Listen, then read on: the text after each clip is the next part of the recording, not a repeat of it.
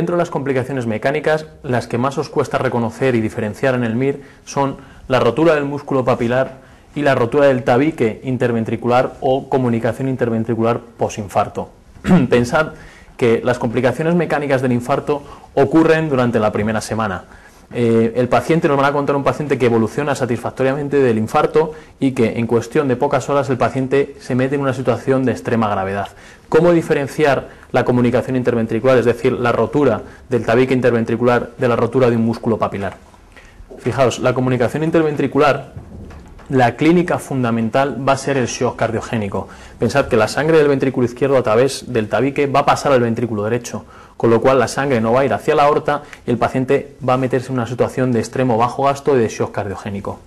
Lo más llamativo de los datos que nos van a contar del paciente es un soplo muy intenso. Pensad que aquí se va a comunicar el ventrículo izquierdo con el ventrículo derecho, que tienen mucha diferencia de presión.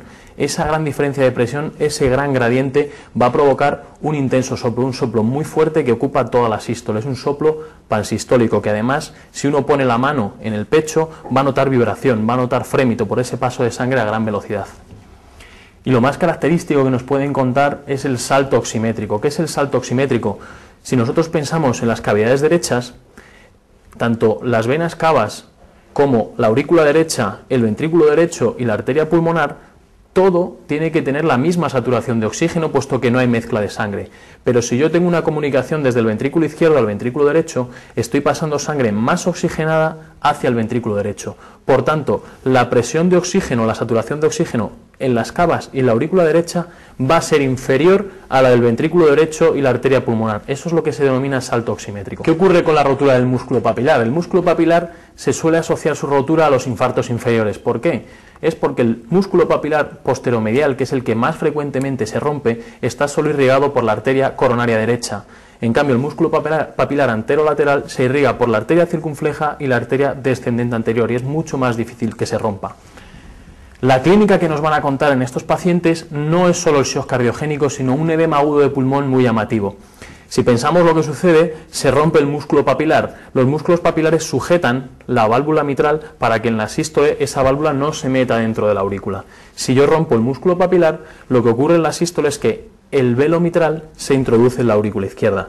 ¿Qué ocurre? Que toda la sangre del ventrículo izquierdo no va hacia la aorta y por tanto hay situación de shock cardiogénico y va hacia la aurícula izquierda y de ahí al lecho pulmonar y el paciente se introduce en edema agudo de pulmón.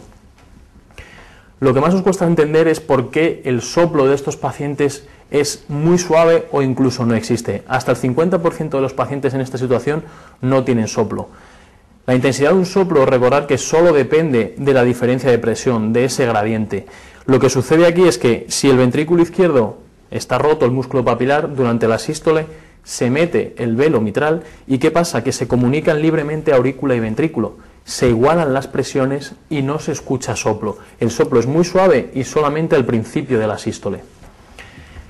En estas dos situaciones, en los pacientes que tienen tanto una rotura del tabique interventricular como de un músculo papilar, es fundamental dar vasodilatadores, siempre y cuando que el paciente esté en una situación que no sea de shock cardiogénico, cuando su tensión arterial sea mayor de 90 milímetros de mercurio, la tensión arterial sistólica.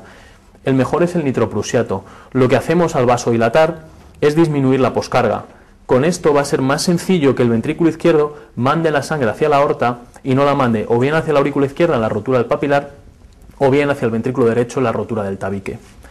A todos se les implanta un balón de contrapulsación y todo este tratamiento médico es previo a la cirugía. El tratamiento de elección de estos pacientes es la cirugía cardíaca. Si es una rotura del tabique, habrá que poner un parche generalmente de pericardio en esa zona, y si es una rotura de un músculo papilar, generalmente no se puede reparar y será una sustitución valvular mitral.